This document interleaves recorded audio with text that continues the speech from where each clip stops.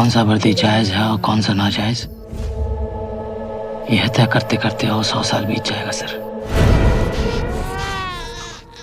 Big budget pan India film, ना जाने कितने करोड़ की फिल्म। अरे साउथ की ऑडियंस को भी तो अपनी तरफ लाना है। आजकल की फिल्में बस इसी जिद और जुनून के साथ बनाई जा रही हैं, जिनमें हिंदी सिनेमा कहीं खो सा रहा है। लेकिन आज मैं जिस फिल्म की बात कर रहा हूं वो ये साबित करती है कि लोग आज भी ये बॉक्स ऑफिस नंबर्स और बिजनेस गेम से आगे जाकर फिल्म बनाने की हिम्मत रखते हैं।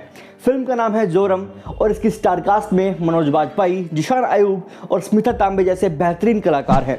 फिल्म को डायरेक्ट किया है देवाशीष मखीजा ने, जो जोरम से पहले भी मनोज बाजपेयी को नेशनल अवार्ड दिलवाने वाली फिल्म भोंसले बना चुके हैं। कैसी है ये फिल्म जानेंगे इस वीडियो में, तो वीडियो का एंड जरूर देखना और चैनल पर नए हो तो सब्सक्राइब भी जरूर कर लेना। हेलो नमस्कार, मैं हूं आपका अपना यशु समर और मैं जो कहूँगा सच कहूँगा।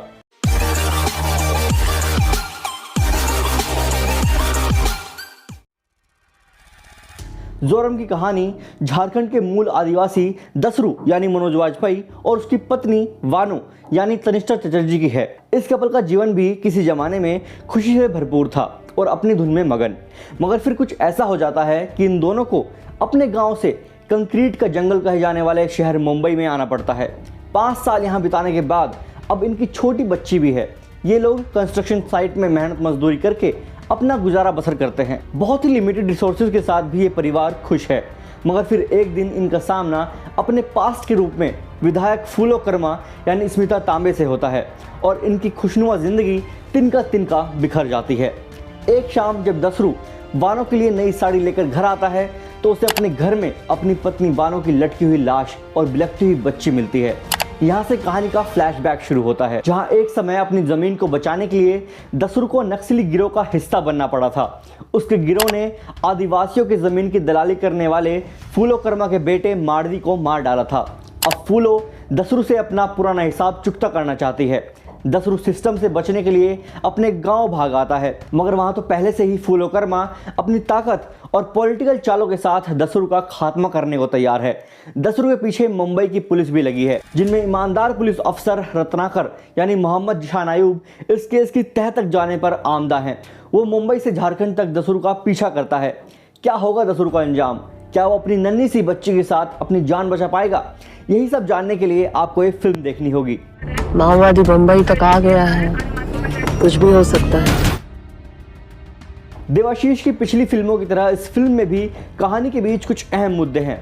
पिता बेटी की सर्वाइवल स्टोरी के बीच डेवलपमेंट के नाम पर आदिवासियों को उनकी ज़मीन से हटाना, जंगल बर्बाद कर देना, अपनी ज़मीन पैसों के लिए बेच देने वाले आदिवासियों पर माओवादियों का जुल्म करना, ऐसे कई मुद्दों को छूते हुए कहानी आगे बढ़ती है।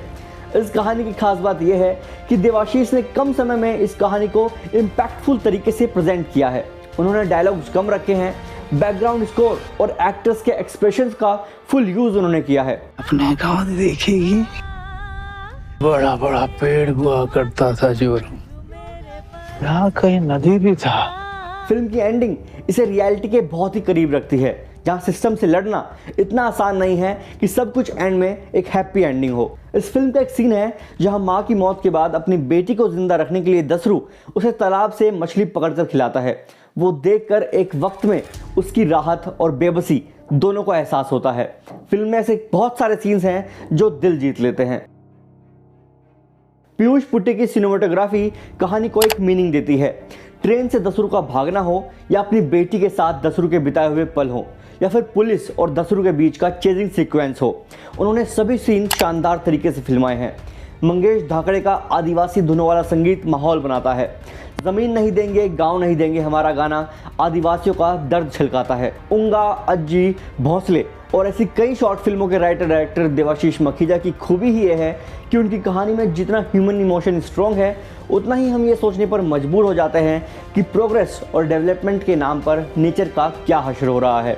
इस फिल्म से भी उन्होंने हमारे सामने कई ऐसे मुद्दे रख दिए हैं जो हमेशा से हमारे सामने हैं लेकिन हमको दिखाई नहीं देते। एक्टिंग के मामले में हर एक कलाकार ने पूरे नंबर पाए हैं, फिर चाहे वो मनोज बाजपेयी हों, स्मिता तांबे हों, जिशान आयुब हों या अपनी छोटे से रोल में तनिष्ठा चटर्जी हों।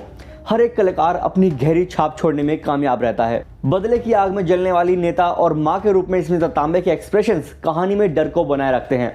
पुलिस ऑफिसर रत्नाकर बागुल के रोल में मोहम्मद जिशान आयुब खूब जचे हैं। उन्होंने अपने किरदार को काफी सटल अंदाज में जिया है। उनकी चुप्पी बहुत कुछ बोल देती है। अब बात करें मनोज बाजपेयी की, तो मनोज बाजपेयी की एक्टिंग के बारे में बात करना ही बेईमानी होगी। आप उन्हें जो किरदार दे दें वो उसके साथ ये साबित कर देते हैं कि उनके अलावा इस किरदार के लिए और कोई परफेक्ट चॉइस हो ही नहीं सकता। मनोज सर का कमाल का काम आपकी आंखें नम कर देता है। फिल्म का अभी तक का रिव्यू देखकर आप ये समझ ही गए होंगे कि आपको ये फिल्म देखनी चाहिए या नहीं, और इसके साथ ही इस फिल्म की कामयाबी का अंदाज़ा आप इसी बात से लगा सकते हैं कि इस फिल्म को कई फिल्म फेस्टिवल्स में स्टैंडिंग ओवेशन मिला है। अगर आपको हार्डकोर मुद्दे और ज़मीनी सच्चाई पर बनी फिल्म देखनी है और साथ ही कमाल की अदाकारी का एहसास भी करना चाहते हैं तो ये फिल्म बिल्कुल मिस ना करें। तो फिलहाल इस वीडियो में इतना ही। मिलता हूँ आपसे किसी नए वीडियो में। तब तक खुश रहिए, स्वस्थ रहिए, मस्त रहिए और देखते रहिए द टॉलीवुड रिपोर्टर।